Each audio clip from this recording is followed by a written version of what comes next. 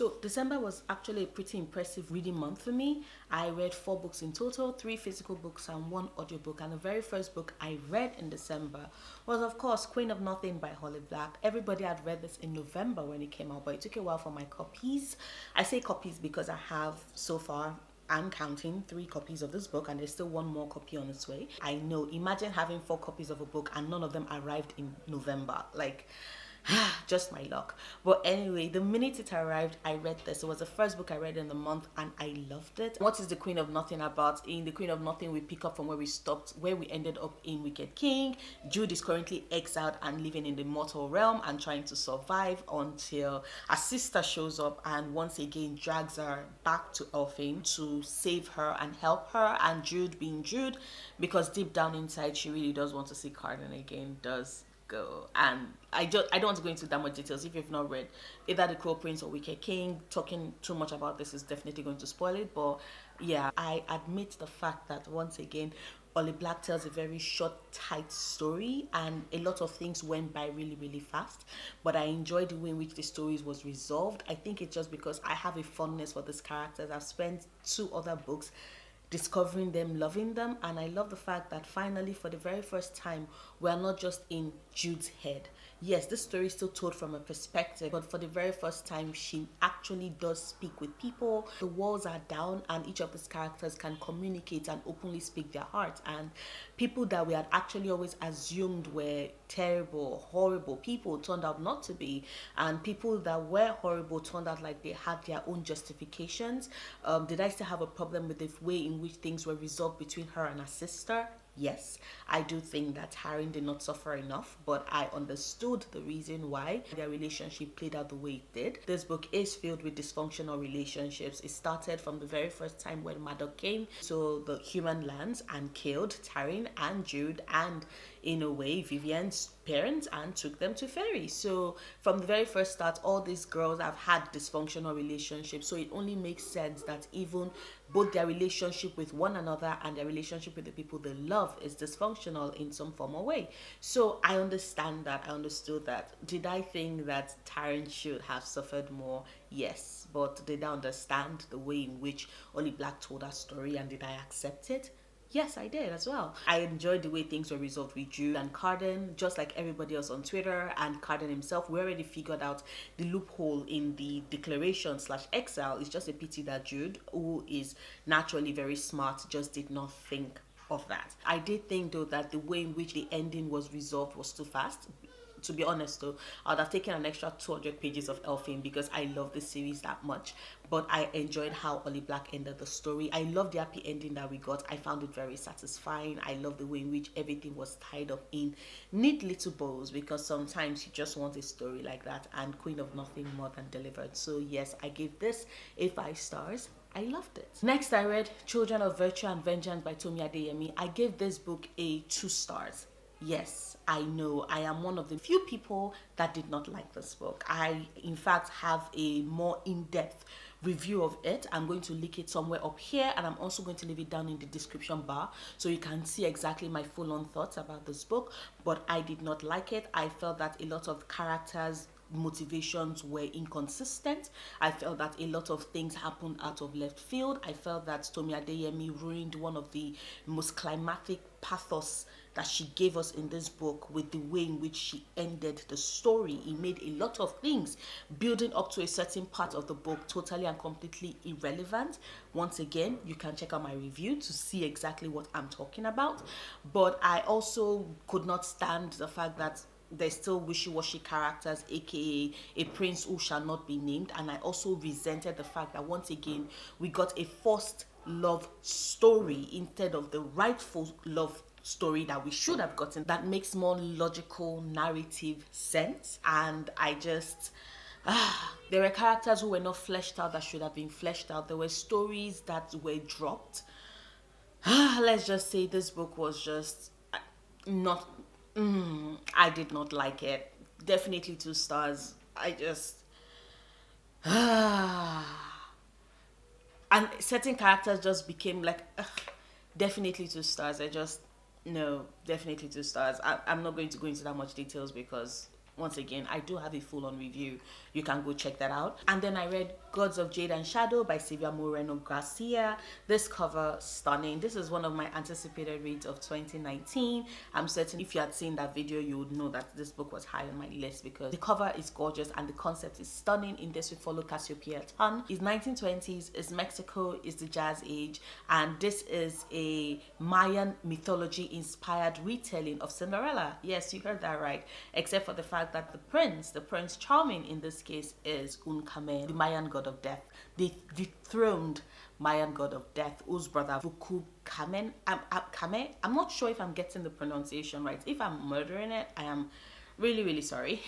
Whose brother kind of dethroned him by, cutting off his head and keeping his bones buried above ground for decades until Cassiopeia Ton, in a fit of anger and rebellion and curiosity, opens the chest that should have always stayed closed and accidentally releases the god of death. It was fascinating. I loved the spiel of, Pandora's box. You never really can tell what it is that you release and what has been out, it cannot be put back in. I love being able to follow the story. I love, once you all know how much I love journey stories, whereby you have two characters who grow closer, develop a close bond via a road trip / journey that they take together. And in this case, that is what Cassiopeia and Unkame undergo. Their story evolves and changes over their duration, the time they spend together.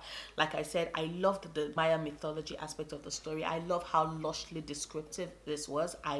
The world building in this is amazing, fantastic, brilliant. In fact, honestly, I think that if I had read this book before I did my end of the year book awards tag, this is what I would have chosen for best world building, because this is just brilliant, absolutely brilliant. I also loved the unusual spin that the story had with regards to Cinderella, because in this case there's no prince, it's the god of death, and in this case you know that they cannot get together, so you already know that they are star-crossed from the very start. Even when emotions start to develop, even when Onkame starts to change, and even when everybody notices it around him, and even when he starts to notice as well. I found their love beautiful and sad, and also very, very, very, very sweet simultaneously. I did give this a 3 stars though. No, it was not a 4-star read, it was not a 5-star read for me. And I think the reason why is because this is definitely a book I think would have served better if it had been longer. It was just too short. There were so many things that were happening that had to move so fast. This whole story is based on the premise that Cassiopeia and Unkame basically go on this journey together, whereby they pick up pieces of him along the way to build his power, all for a final showdown between him and his murdering twin brother.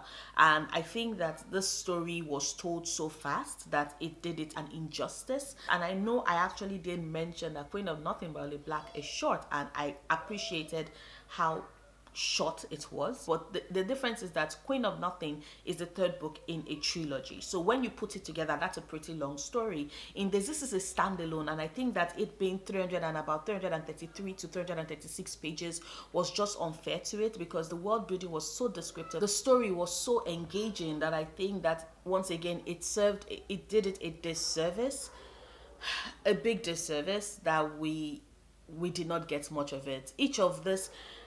The journey itself went by so fast. We got to this different location that they had to go to pick up each piece of Unkame very, very fast. The figures that stood between Unkame getting pieces of him back, those fight scenes went by really, really fast. Things were just resolved too quickly. This book didn't have a time to breathe. I didn't have a time to breathe and really take it in. And I think that it also meant that for a while I felt a disconnect with these characters. A lot of the side characters that showed up, I don't even remember anymore, and that is saying a lot, because when it is that a story goes by so fast that you forget relevant side characters that contributed a part, you start to know that things just moved way too quickly. I wish you had spent more time in this world. I wish the story had been longer. I wish that given me the opportunity to connect deeper. And I understand where it was that Sylvia Moreno-Garcia was trying to explain about, the person who feels slighted and maligned. Like that feeling being allowed to fester can grow into hate and can lead to certain decisions being taken. And I appreciated the fact that with Martin and Cassiopeia's relationship, there was no forced mending. I was worried that was going to happen, so I was really, really happy when that didn't. But it also meant that the way in which Onkame and Vukukame, their relationship, the way in which it was resolved, I felt it was way too simplistic. I thought it was too easy. I thought that maybe Sylvia Moreno-Garcia did not want to push that story a bit further, because I understand that she had intrinsically changed him, that coming in contact with Cassiopeia had changed who Onkame was. I understood the way in which their story ended and I liked it, but I felt that because of how short the story was, it became slightly unbelievable for me, which still goes back to the fact that I would have loved if the story had been longer, and I think it being short was just a huge disservice to it, if I'm being honest. And then finally, I read The AI Who Loved Me by Alyssa Cole. I listened to this on audio. You can see from my smile how much I enjoyed it. I gave it a 4 stars. I thought it was a very quick, fast listen. Yes, there was a bit of a suspense bent to it. I did not see a lot of the twists coming, especially a major twist at the end. I did not see that coming. I loved Trinity and Liwei's story. I love seeing them fall in love. I love Trinity slowly letting go of the trauma and scars, and then when you find out exactly what happened at the end, I did not, like I said, I did not see that coming. I loved her relationship with her friends. I loved her relationship with Penny. I loved Liwei's relationship with Penny. I just loved the characters, and I loved how they played off of each other, and I loved the relationship they had. And I felt it was very short, very sweet, very romantic.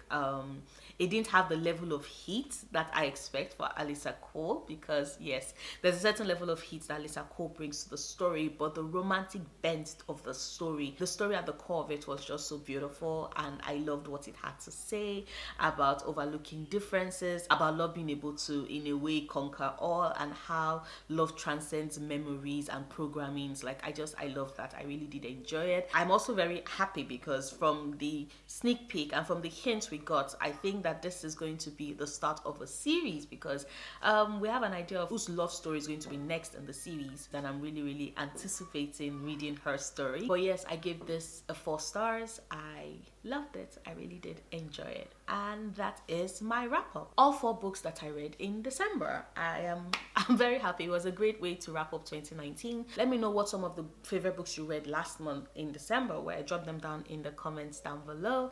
If you like this video, please do not forget to give it a big thumbs up and click on that like button. Check out my other videos, subscribe if you want to, and please click on the notification bell so you can know every time I put up new videos. I make new videos every Sundays, Wednesdays, and Fridays, and I'll see you soon. Until then, stay passionate, love books, love yourself. Bye.